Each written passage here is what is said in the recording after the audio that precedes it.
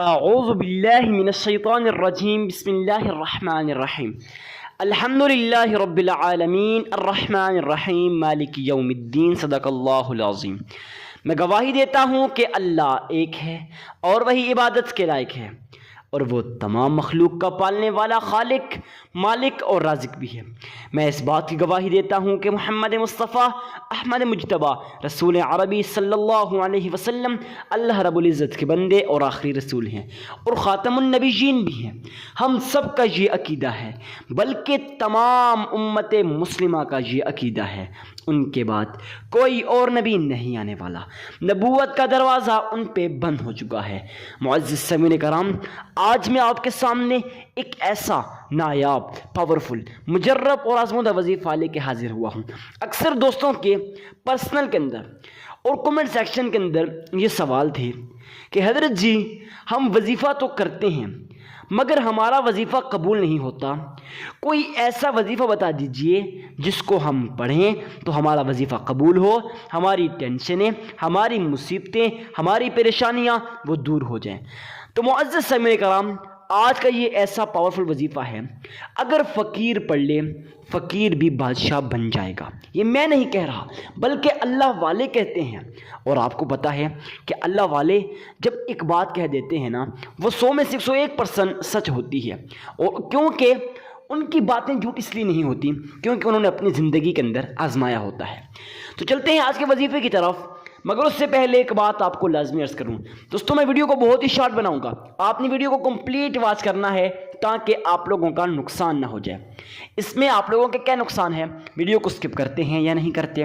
دیکھیں، نقصان یہ ہے کہ بھائی آپ لوگ ان تمام اہم مسائل کو سمجھ نہیں پاتے۔ صرف وظیفہ جو کرنا ہوتا ہے، صرف وظیفہ نہیں کرنا ہوتا بلکہ وظیفہ کرنے سے پہلے آپ نے ان تمام اہم مسائل کو سمجھنا ہے، اس کے بعد جا کے وظیفہ کرنا ہے، تبھی وظیفہ قبول ہوگا، ادروائز آپ کا وظیفہ قبول نہیں ہوگا۔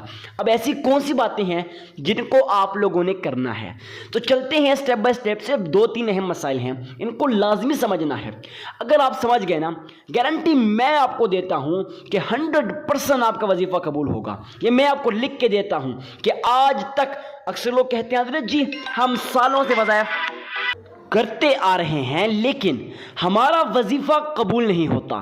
دیکھیں، آپ کا وظیفہ قبول اس وجہ سے نہیں ہوتا کہ آپ لوگوں نے یہ بیسک چیزیں سمجھی نہیں ہیں۔ میں آپ کو یہ لکھ کے دیتا ہوں کہ اگر آپ لوگ ان تمام اہم مسائل جو میں آپ کو بتانے والا ہوں ان کو سمجھ لیتے ہیں، اس کے بعد کوئی ایسی چیز نہیں ہے جو آپ کے وظیفے کو پورا ہونے سے روک سکے۔ تو معزز سامعین کرام، سب سے پہلے آپ لوگوں نے اللہ کے حضور صدقہ دینا ہے۔ یہ پہلا مسئلہ ہے کہ صدقہ دینا ہے۔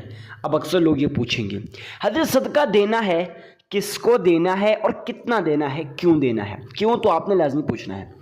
اچھا، کیوں دینا ہے؟ اس کا جواب یہ ہے کہ صدقہ دینے سے 2 فائدے ہیں۔ نمبر 1 کہ صدقہ دینے سے کسی غریب مسلمان بھائی کی مدد ہو جاتی ہے، اور آپ کو نہیں پتا، میرا اللہ قرآن کریم فرقان حمید کے اندر ارشاد فرماتا ہے جو شخص اللہ کی رضا کی خاطر، خالصتاً اللہ کی رضا کی خاطر، اگر ایک کھجور کا دانہ بھی اللہ کی راہ میں دیتا ہے اخلاص نیت کے ساتھ، خلوص نیت کے ساتھ، تو یقین جانے یا نہ جانے میرا رب اسے ایسی جگہ سے رزق عطا کرتا ہے جہاں سے اس کا وہم و گمان بھی نہیں ہوتا، اس کے ذہن میں بھی نہیں ہوتا۔ ارے بھائی، اتنا رزق آیا مگر کیسے آیا، کہاں سے آیا؟ معزز سامعین کرام، میرا رب اسے عطا کرتا ہے۔ اب آپ لوگ سوچ رہے ہوں گے کہ ہم نے صدقہ تو لازمی دینا ہے۔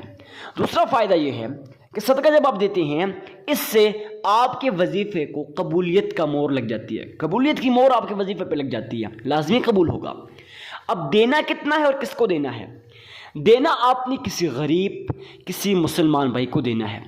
کوئی بھی غریب ہو، کوئی بھی مسکین، عاجز، فقیر، لاچار، ان لوگوں کو صدقہ دینا ہے۔ حقیقتاً یہ لوگ آپ کے صدقے کے محتاج ہوتے ہیں۔ اور اس کے بعد دینا کتنا ہے؟ اب اکثر لوگ یہاں آ کے غلطی کر لیتے ہیں، بہت بڑی غلطی کر لیتے ہیں، وہ ثواب کے بجائے الٹا عذاب کے مستحق ہو جاتے ہیں۔ اب وہ صدقہ تو دیتے ہیں، لاکھوں روپے اللہ کی راہ میں دیتے ہیں، مگر قبول اس وجہ سے نہیں ہوتا کہ وہ لوگوں کو، جو وہ لوگ ہوتے ہیں نا، ان کے ذہن کے اندر خیال ہوتا ہے کہ بھائی لوگ مجھے اللہ کا ولی کہیں گے، وہ لوگوں کے سامنے زیادہ سے زیادہ دینے کی کوشش کرتے ہیں۔ نہیں بھائی، آپ نے اکیلے میں جتنی آپ کی استطاعت ہے، اگر 1 روپیہ ہے، 1 آنا ہے، وہ بھی اللہ کی راہ میں دیں۔ تو معزز سامعین کرام، مگر دل کے اندر کبھی یہ خیال پیدا نہ کریں کہ بھائی لوگ مجھے بڑا سخی کہیں گے، لوگ مجھے متقی کہیں گے، لوگ مجھے پرہیزگار کہیں گے۔ یہ دکھاوا ہوتا ہے، اور آپ کو پتہ ہے جب انسان دکھاوے کی نسبت سے، ریاکاری کی نسبت سے صدقہ دیتا ہے تو وہ صدقہ نہیں بلکہ اس کے لیے عذاب بن جاتا ہے۔ تو معزز سامعین کرام، صدقہ دے دیا، یہ پہلا سٹیپ ختم۔ دوسرا یہ ہے کہ درود ابراہیمی پڑھنا ہے۔ اب اکثر لوگ یہاں کے کنفیوز ہو جاتے ہیں، حضرت ہم نے درود ابراہیمی تو پڑھنا ہے، مگر کیسے پڑھنا ہے آپ ہمیں یہ پڑھ کے بتا دیجئے، ہمارا تلفظ ٹھیک نہیں ہے۔ تو بھائی دیکھیں، درود ابراہیمی کو آپ گھر کے کسی کونے میں بیٹھ کر پڑھیں، کوئی بھی جگہ ہو، گھر کے کونا نہیں بلکہ تنہا بیٹھ کے پڑھیں، جہاں آپ کا تعلق صرف آپ کے رب کے ساتھ جڑ جائے، ایسی جگہ میں بیٹھ کے وظیفہ کریں اور درود ابراہیمی بھی پڑھیں۔ اب درود ابراہیم پڑھنا کیسے ہے؟ تو آپ لوگوں نے اپنے ذہن کے اندر یہ خیال پیدا کرنا ہے گویا آپ روضہ رسول کی جالیوں کے سامنے کھڑے ہو، محمد مصطفیٰ احمد مجتبیٰ رسول عربی صلی اللہ علیہ وسلم آپ کے اس درود ابراہیمی کو سن رہے ہیں۔ آپ لوگوں نے اس طرح سے درود ابراہیمی کو پڑھ لینا ہے۔ کیسے پڑھنا ہے؟ تو آئیے میں آپ کو ایک مرتبہ پڑھ کے بتا دیتا ہوں، آپ لوگوں نے اس کو سن لینا ہے۔ اللہم صلی علی محمد وعلی آل محمد كما صليت على إبراهيم وعلى آل إبراهيم إنك حميد مجيد اللهم بارك على محمد وعلى آل محمد كما باركت على إبراهيم وعلى آل إبراهيم إنك حميد مجيد۔ معزز سامعین کرام، اس طرح سے درود ابراہیمی کو 3 مرتبہ پڑھ لینا ہے۔ اس کے بعد آپ لوگوں نے اللہ کے حضور یہ نایاب تسبیح، یہ مجرب اور آزمودہ عمل، زندگیوں کو بدل دینے والا نایاب عمل، اگر آپ کو یقین نہیں آتا تو آج میں بتاؤں گا تو آپ لوگوں نے آزما لینا ہے۔ ایسا عمل کہ نصیب اور مقدر کے بند تالوں کو کھول دے، جن کے نصیب چمک نہیں رہے اور وہ چاہتے ہیں کہ ان کے نصیب چمکے، رزق ان کے قدموں میں آئے، ان کے کاروبار ترقی کریں، تو بس یقین جانیں آج سے آپ کا آخری دن ہے۔ جب جیسے وظیفہ کریں گے زندگیاں بدل جائیں گی، اپنی آنکھوں سے معجزات کو دیکھیں گے۔ تو آپ لوگوں نے آیت الکرسی، اللہ لا الہ الا ہو، یہ ساری آیت الکرسی، اب میں پڑھنے بیٹھ جاؤں تو آج جو ویڈیو ہے زیادہ لمبی ہو جائے گی، لیکن پھر اکثر لوگ پھر ویڈیو کو کمپلیٹ واچ نہیں کرتے نا، اس سے پھر ان کا نقصان ہو جاتا ہے۔ میں چاہتا ہوں کہ ویڈیو شارٹ ہو، آپ کو ساری بات سمجھ آ جائے۔ اب آپ لوگوں نے آیت الکرسی کو صرف اور صرف 33 مرتبہ پڑھ لینا ہے۔ اس کے بعد پھر آخر میں 3 مرتبہ درود ابراہیمی کو پڑھ لینا ہے۔ اول آخر 3 مرتبہ درود ابراہیمی کو پڑھنے کے درمیان میں 33 مرتبہ آیت الکرسی کو پڑھ لینا ہے۔ بس یہ تھا آج کا عمل۔ دوستوں میں یقین کے ساتھ کہتا ہوں آپ کو یہ ویڈیو بہت پسند آئی ہوگی۔